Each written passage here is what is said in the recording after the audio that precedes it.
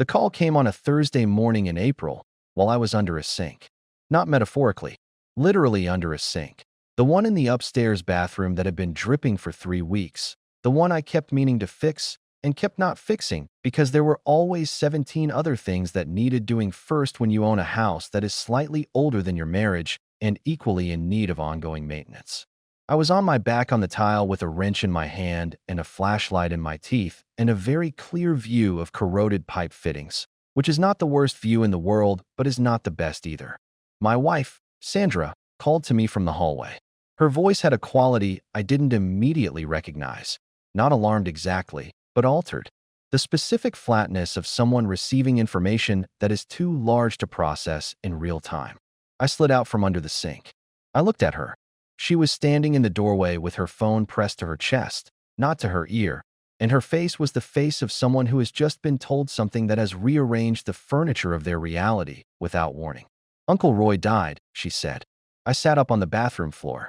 Roy Callahan, Sandra's mother's brother, a man I had met perhaps 12 times over the 9 years of our marriage. A large, loud, self-made man who had built a regional logistics company from a single truck and a willingness to work hours that would have killed most people, who had never married, never had children, who lived alone in a house outside the city that was too big for one person and was filled, inexplicably, with antique clocks. He'd been 67. He had seemed, at every family gathering, constitutionally immune to the ordinary processes of human decline. "I'm sorry," I said. I stood up and put my arms around her, and she leaned into me with the specific weight of someone absorbing a shock, and I held her in the upstairs bathroom doorway for a while. I had liked Roy, in the uncomplicated way you like someone you see rarely but find genuinely interesting. He had opinions about everything and delivered them without apology and laughed loudly at his own jokes, and always remembered my name. "There's more," Sandra said, against my shoulder. There was considerably more.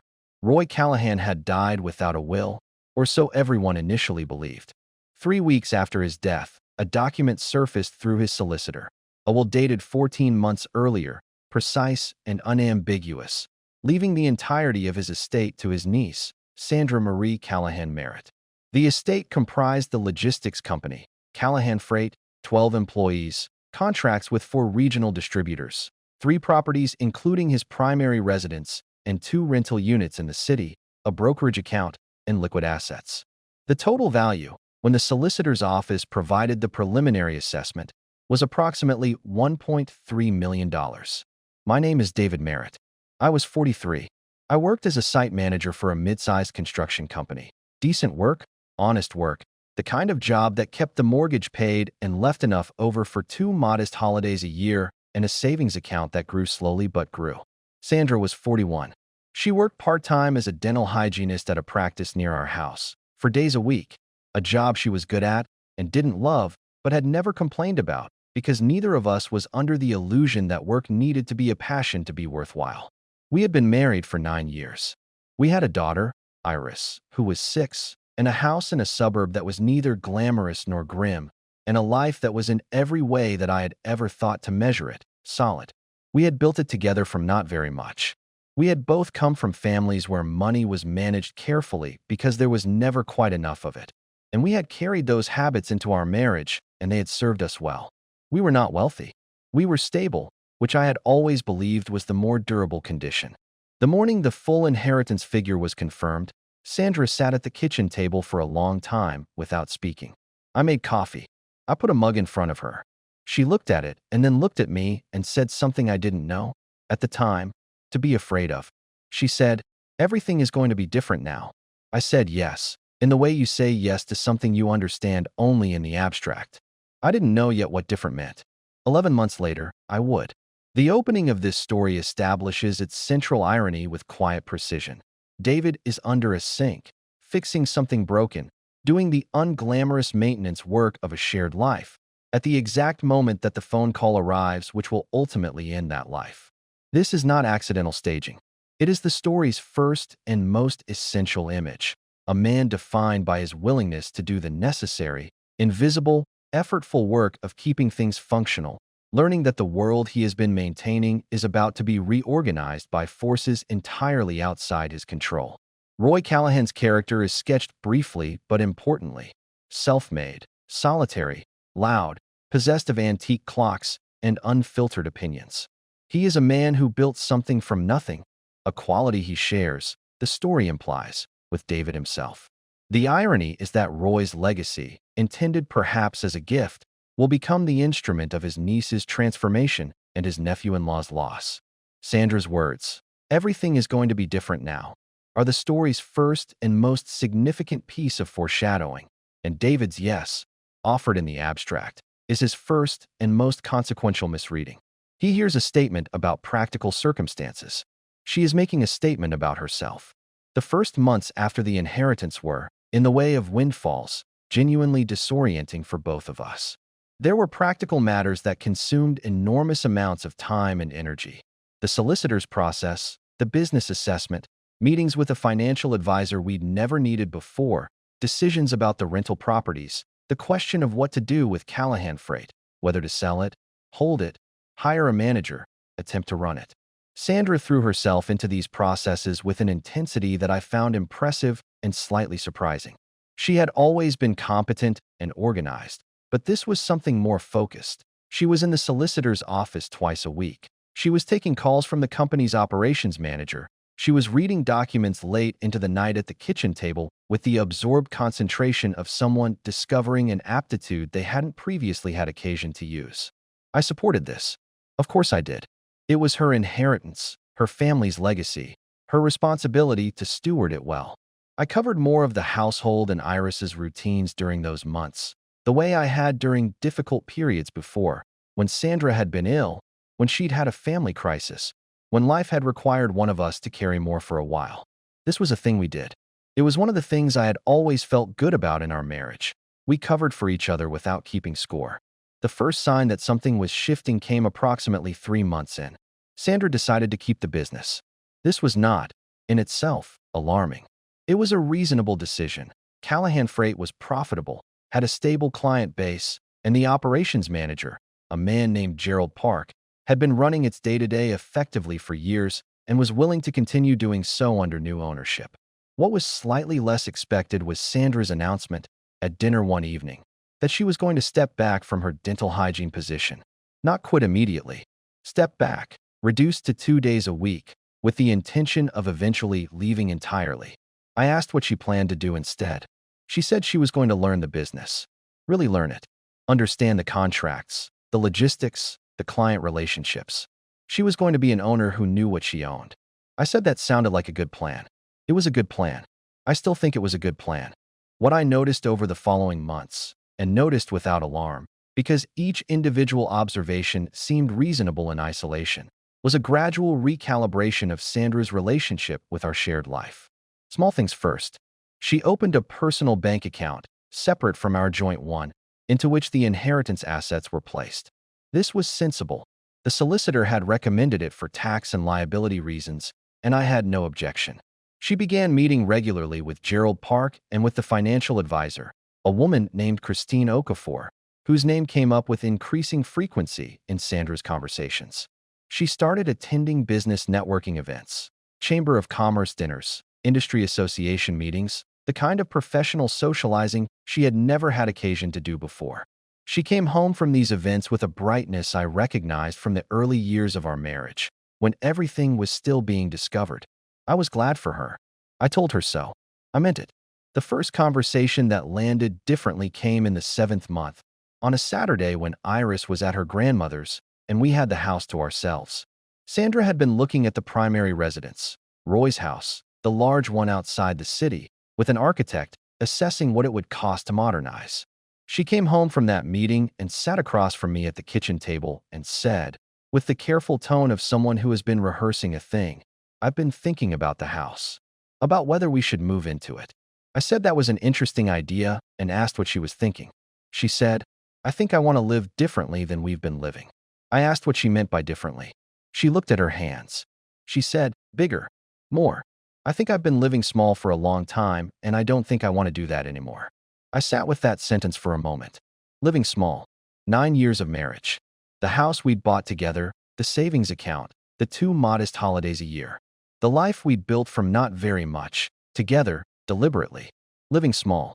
I asked her gently whether she meant the circumstances or something else. She said she wasn't sure yet. She said it as though that were an answer.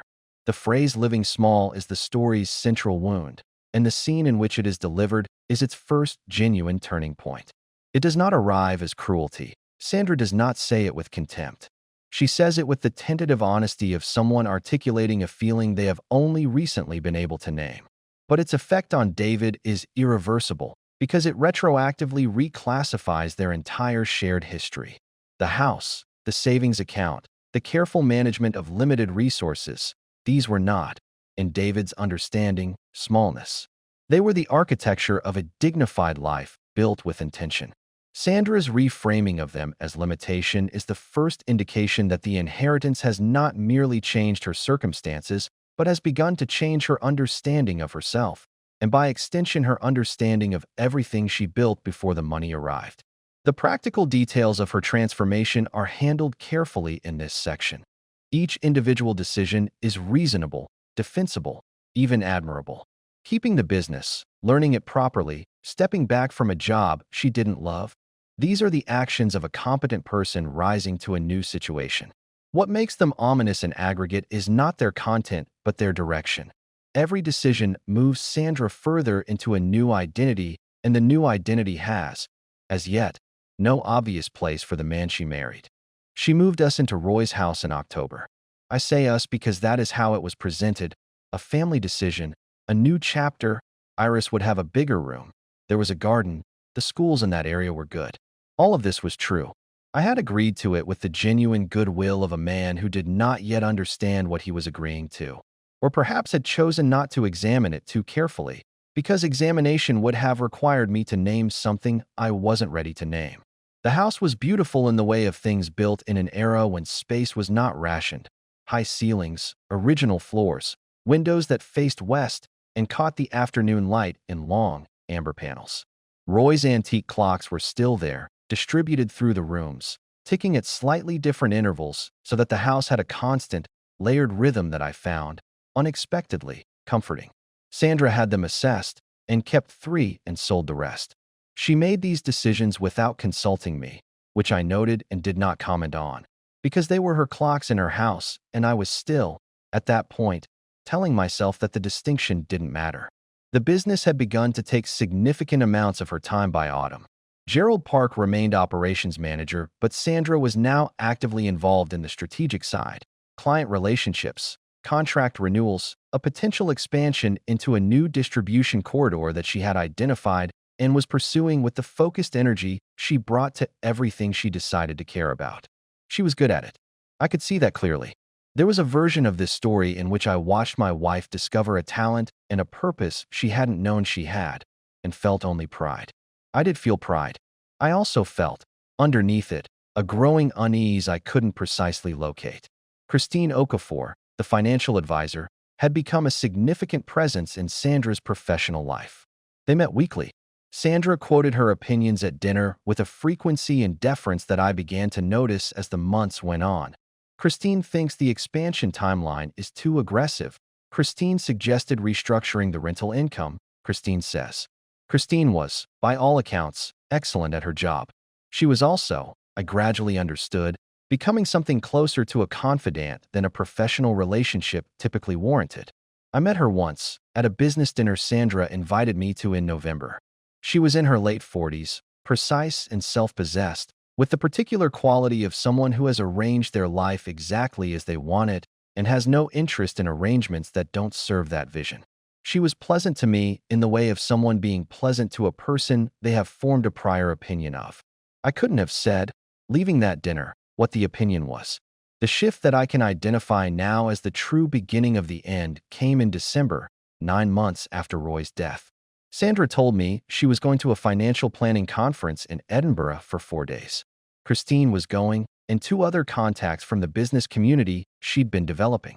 She showed me the conference program. It was real. I checked, a legitimate professional event. She had booked her own hotel room. She was going as a businesswoman with professional development needs. I helped her pack. I looked after Iris.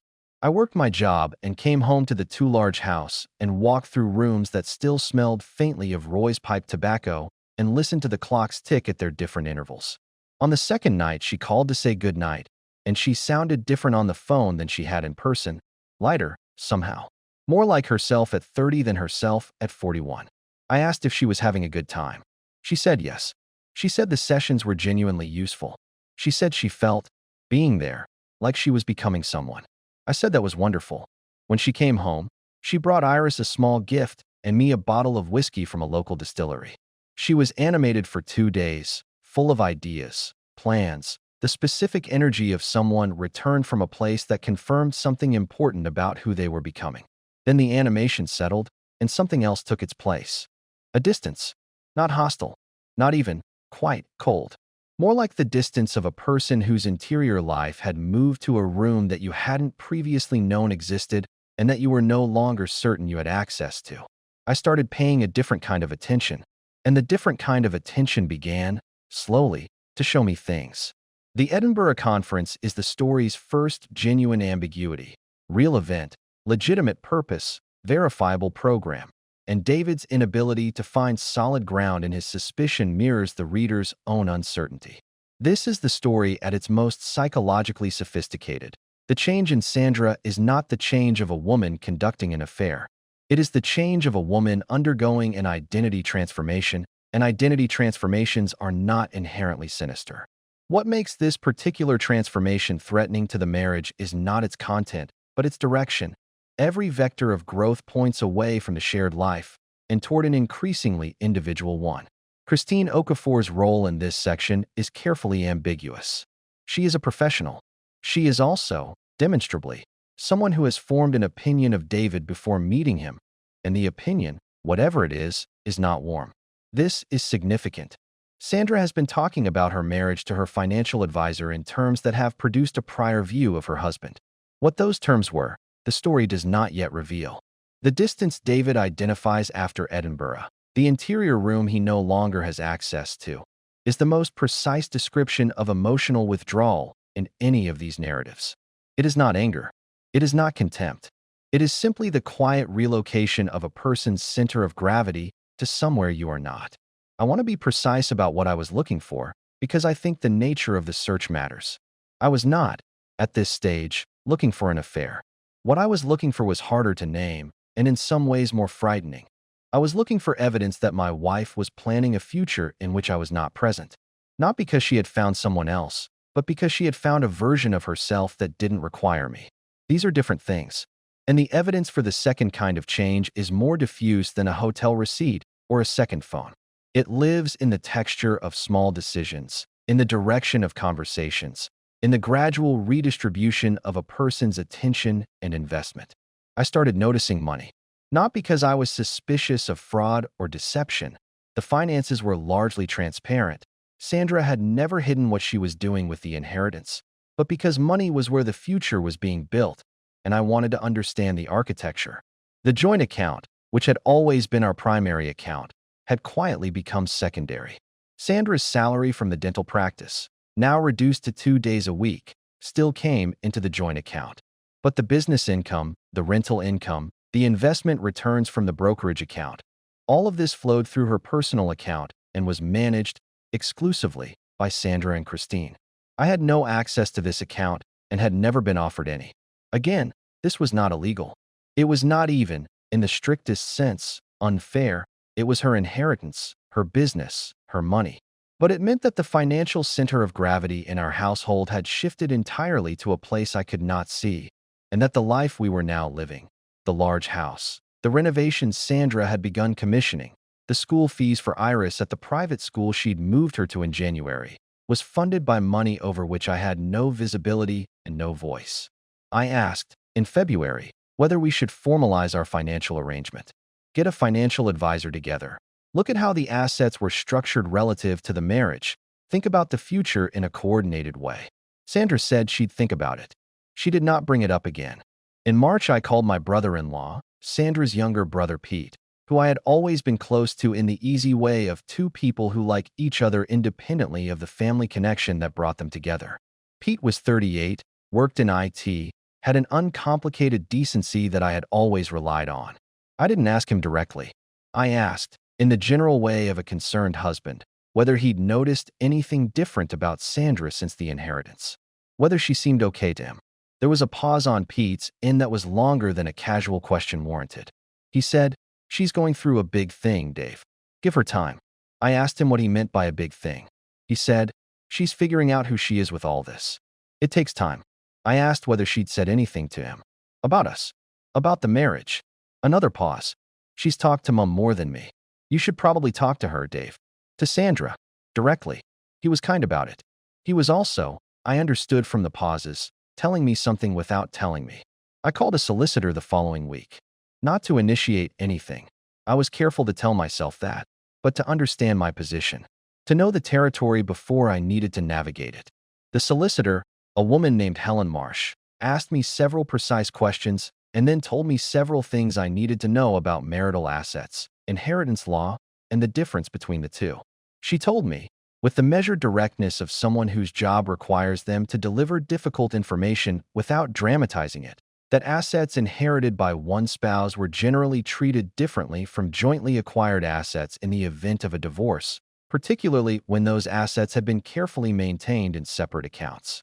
I drove home from that meeting through spring rain and sat in the car in the driveway of Roy's house, our house, Sandra's house, and listened to the rain on the roof and thought about the words separately.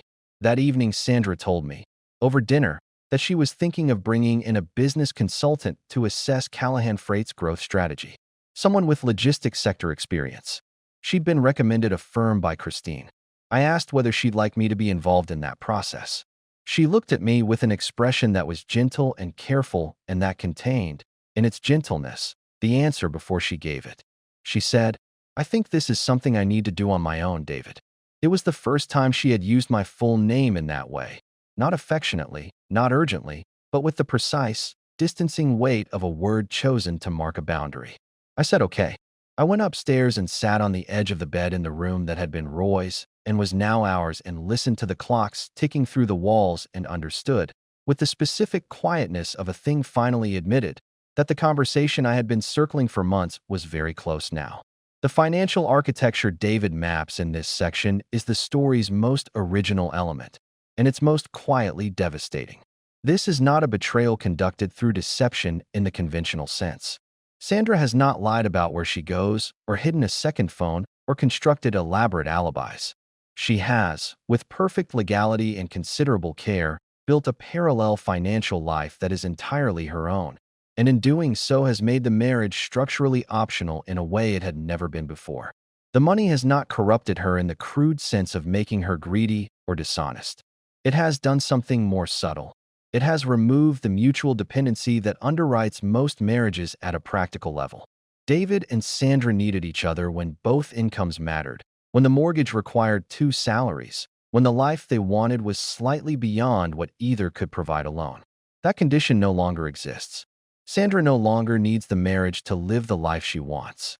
And the story is asking, with uncomfortable honesty, what remains of a marriage when need is removed, whether love and history and shared parenthood are sufficient foundations, or whether they require the mortar of mutual dependency to hold their shape.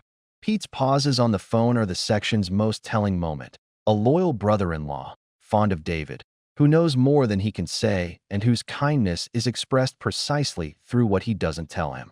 She asked me to sit down on a Tuesday evening in April, exactly 1 year after the phone call that had started everything, though I didn't register the date until later. Iris was in bed.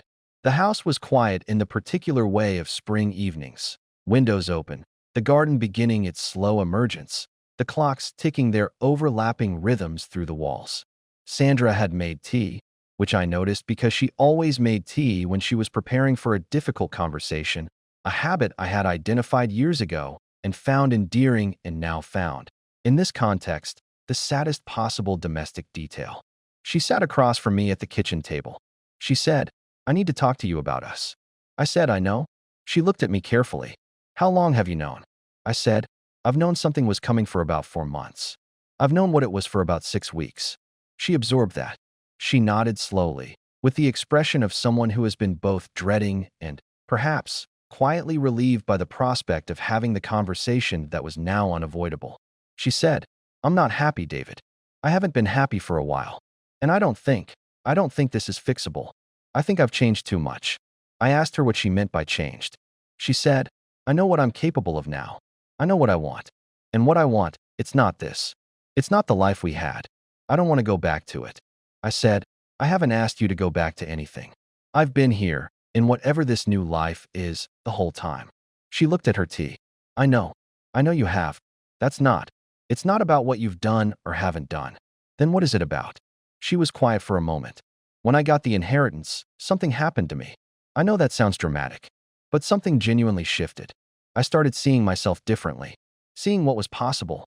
And the more I grew into that, the more I became the person I think I actually am, the more I felt like this."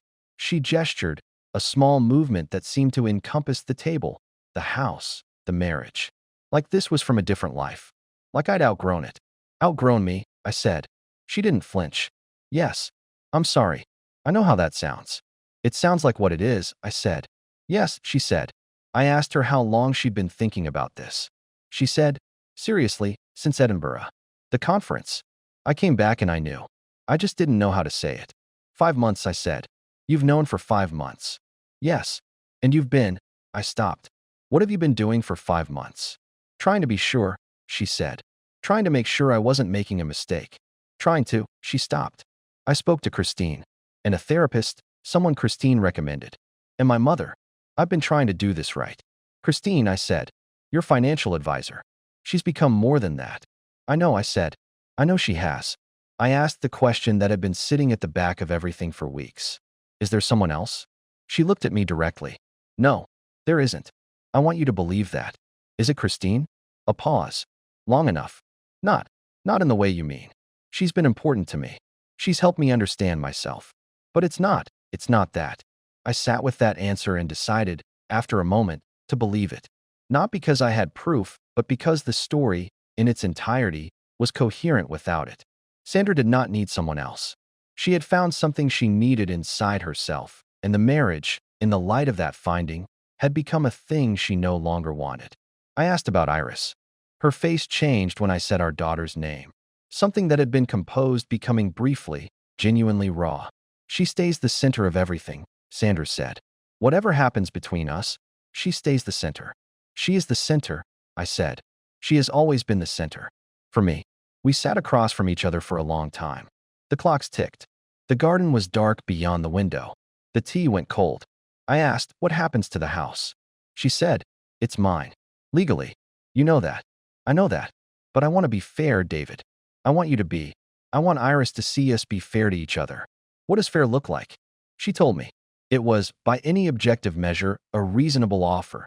A settlement that acknowledged the years, the shared life, the fact that I had contributed to a household and a daughter and a marriage for 9 years. It was not generous. It was fair in the legal and financial sense, and it had been, I understood, carefully structured with Christine's guidance to be exactly fair and not a degree more. I said I would need to speak to a solicitor. She said, "Of course." I stood up. I put my cup in the sink. I looked out at the dark garden for a moment. The garden I had not designed, that I had moved into and tried to make feel like mine and had not quite managed. I said, "I want you to know that I don't think you're a bad person. I think you changed, and I think the change was real, and I think you could have handled this better than you did, but I don't think you're a bad person." She said, "Thank you." I said, "Don't thank me. I'm not saying it for you." I went upstairs and looked in on Iris, who was asleep with the absolute unconscious confidence of a 6-year-old who believes the world is managed by adults who know what they're doing. I stood in her doorway for a long time. Then I went to bed in Roy's room and listened to the clocks count the hours until morning.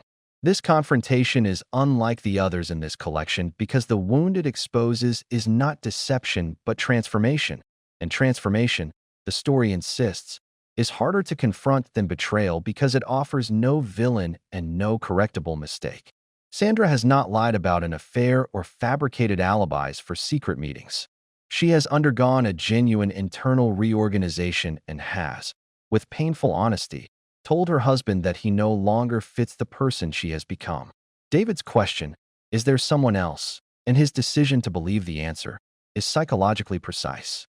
He is not naive. He has been paying careful attention for months. But he understands, at some level, that the question is almost beside the point. The mechanism of the marriage's failure is not substitution, it is expansion. Sandra has grown, in the years since Roy's death, into a version of herself that finds the marriage insufficient not because of anything David has failed to provide, but because the marriage was calibrated for a person who no longer entirely exists. Christine Okafor's role, neither quite an affair nor quite a professional relationship, is the story's most deliberately ambiguous element. Sandra's "not in the way you mean" is crafted to be believed without being fully parsed, and David's choice to accept it is an act of dignity rather than denial. The settlement offer, carefully structured to be exactly fair and not a degree more, is the most damning detail in the scene. Sandra has had this prepared, has had it professionally managed, has thought through the financial geography of the marriage's ending with the same systematic competence she brought to Callahan Freight.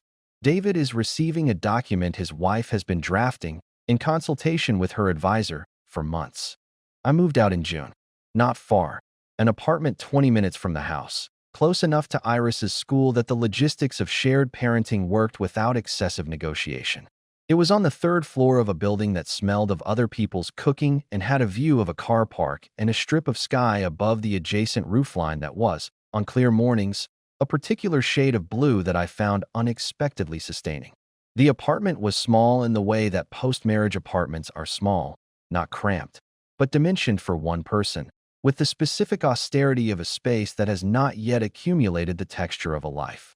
I bought furniture slowly, deliberately, choosing each piece with the care of someone who understands they are building something from the beginning again and wants to do it right this time. A good bed.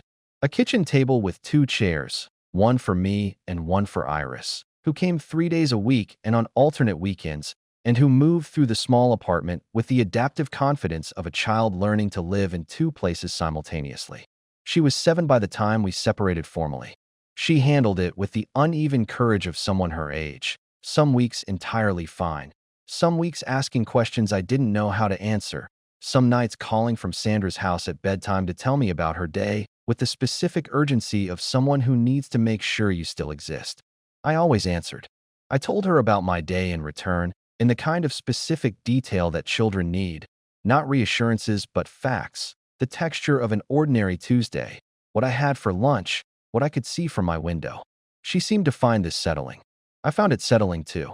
The settlement, when it was finalized, was what Sandra had said it would be, fair in the legal sense. I received a sum that reflected the years and the shared contributions and nothing more. The house was hers. The business was hers. The properties were hers. I walked away from 9 years of marriage with enough to make a start and not enough to pretend it hadn't cost me something significant. I don't say this with bitterness, or I try not to, and on most days I succeed. The inheritance was Roy's and Roy left it to Sandra, and the law treats inherited assets the way it treats them, and none of that is David Merritt's grievance to have. What I lost in the settlement was not money I had earned. It was the future I had assumed, the retirement we had planned, the security I had thought was shared, the particular safety of a life built in partnership that turns out to have been built, in critical ways, on one person's foundations. I thought about Roy a great deal in the months after I moved out. I had liked him. I had found his life, the self-made company, the large solitary house, the antique clocks, the life of a man who had built exactly what he wanted and had never compromised the shape of it for anyone else's comfort. I had admired this about him. I had not understood, until now, that he had also handed his niece a blueprint. Sandra had looked at Roy's life and seen not loneliness, but sovereignty. She had looked at what he'd built and understood something about herself that she had not previously had the resources to act on. The money had not made her someone different. It had made her someone she had perhaps always been in potential, waiting for the conditions that would allow the potential to activate. This is the part one have worked hardest to hold on to. She did not change because of the money. She revealed because of it. The person she became was not a betrayal of the person I married, but an extension of her. One that the circumstances of our early life together had never given full expression to. I had fallen in love with a woman who was living, as she eventually put it, small, not because she was small, but because the circumstances were, and she had adapted to them. and I had mistaken the adaptation for the whole person. This is not comfortable to know. It is also, I think, the truth. I saw Christine Okafor once more at a school event for Iris the following spring. Sandra introduced us with the particular careful neutrality of a woman managing a complicated geometry. Christine shook my hand and said it was good to meet me properly. I said the same. We stood in a school gymnasium surrounded by children's artwork, and I looked at the woman who had helped Sandra understand that her marriage was dispensable, and I felt, not rage, not contempt, but something more complicated. A recognition, perhaps, that Christine had not manufactured anything. She had simply been present when Sandra was ready to see clearly, and presence at the right moment is its own kind of influence. I started a project in September, a community garden on a derelict strip of land near my apartment that a local council had made available to residents on a long lease. I applied. I was approved. I began the work of designing and building a new green space from nothing, with a group of neighbors who had varying degrees of experience and a shared willingness to start without knowing exactly what they were doing. It was the right kind of work for where I was. Physical and patient and oriented toward a future that was still being decided. Not the future I had planned, not the one that had been reorganized without my participation, but a future I was choosing, with my hands in the soil, one decision at a time. Iris came to help on Saturdays. She was not, at 7, a natural gardener. She was impatient with the slowness of it, bored by the preparation that precedes anything visible. But she liked the digging. She liked making something out of nothing. She would work beside me for an hour and then sit on the edge of the raised bed and ask me questions with the unself-conscious directness that children deploy before they learn to be careful. One Saturday, she asked me whether I was sad about not living with Mummy anymore. I said, sometimes. Not all the time. Less than before. She said, I think you'll be okay, Daddy. I said I thought so too. She went back to her digging. I went back to mine. The autumn light was the color it gets in October. Amber and long. The kind that makes everything look slightly more significant than it is. Or perhaps exactly as significant as it is, and we spend the rest of the year underestimating it. I have no grand conclusion about what happened to my marriage. I have no verdict on Sandra. She made choices I would not have made, and she made them without fully including me. And those choices had costs I am still accounting for. I also know that the person who walked away was not a stranger wearing my wife's face. She was someone I had loved, choosing herself, for the first time, with the full resources to do so. I am learning to hold both of those things at once. It is, like most of the work that matters, slow. And there are no guarantees about what it will look like when it is finished. But I am here. I am building something. And for now, that is enough. The resolution of this story is the most philosophically honest of the collection, and the most resistant to the comfort of a clear moral. David does not arrive at peace through the discovery of Sandra's wrongdoing. He arrives at it through the harder work of genuinely trying to understand what happened, which requires him to hold two incompatible truths simultaneously: that Sandra treated him unfairly, and that her transformation was authentic. The insight that she did not change because of the money but revealed because of it is the story's most important sentence. It reframes the entire narrative. Not a woman corrupted by wealth, but a woman whose circumstances had, for 9 years, prevented full self-expression. The money did not make her selfish. It made her free. And freedom, exercised without sufficient regard for the people who shared your constrained life, has real costs for real people. David's community garden is the story's closing image and its most resonant one. A man who builds things for the long term, starting over with a derelict strip of land and a group of neighbors and no guarantee about the outcome. It is not triumphant. It is not tragic. It is the image of a person choosing to invest in a future they cannot yet see, because investing in an unseen future is the only honest response to the discovery that the future you thought you had was never entirely yours. Iris's verdict, "I think you'll be okay, Daddy," is the story's final and most quietly devastating line. She is 7. She has already learned to assess her father's resilience and offer reassurance. This is what the collapse of a marriage does to children. It makes them older, faster, in the specific way of people who have had to develop a steadier view of the world than their years prepared them for. And David, hearing it, knows she is right. Not because everything is fine, because fine is not the standard anymore. The standard is forward. And forward, however slowly, is where he is going. This story occupies different emotional territory from the others in this collection because its central wound is not deception in the conventional sense, but something more philosophically complex. The discovery that love and loyalty, however genuine, do not guarantee permanence when the conditions that shaped a relationship change beyond a certain threshold. Roy Callahan's inheritance did not destroy David and Sandra's marriage. It revealed that the marriage had been built, in part, on the shared constraint of limited resources, and that when the constraint was removed, one of its partners no longer needed the structure it had created. This is a truth about marriage that is rarely examined honestly. That mutual dependency is not merely a practical arrangement, but a relational glue, and that when it dissolves, what remains must be strong enough to hold on its own. In David and Sandra's case, it was not. The story traces Sandra's transformation with unusual fairness, neither romanticizing her self-discovery nor condemning it. She grew into a person with more capability, more autonomy, more clarity about what she wanted than she had possessed before. That growth was real and legitimate. What was not legitimate was the way she conducted the ending. The months of managed withdrawal, the financial planning done in consultation with advisors while her husband remained uninformed, the settlement structured to be exactly fair and not a degree more. She used the skills she had developed, strategic thinking, professional management, the capacity to organize complex systems, to navigate the dissolution of her marriage with the same efficiency she brought to Callahan Freight. David was, in this process, less a partner being spoken to honestly than a stakeholder being managed carefully. This is the story's real indictment, and it is quieter and more damning than any conventional betrayal. Not that she stopped loving him, but that she stopped treating him as someone whose full humanity required engagement rather than management. What David ultimately learns, what the garden and the Saturday digging and Iris's steady gaze teach him, is that a life can be rebuilt from very little by someone willing to start with their hands in the soil and no guarantee about what will grow. He has done it before. He will do it again. And this time, perhaps, with a clearer understanding of what he is building and why, and a greater willingness to examine the foundations while there is still time to strengthen them.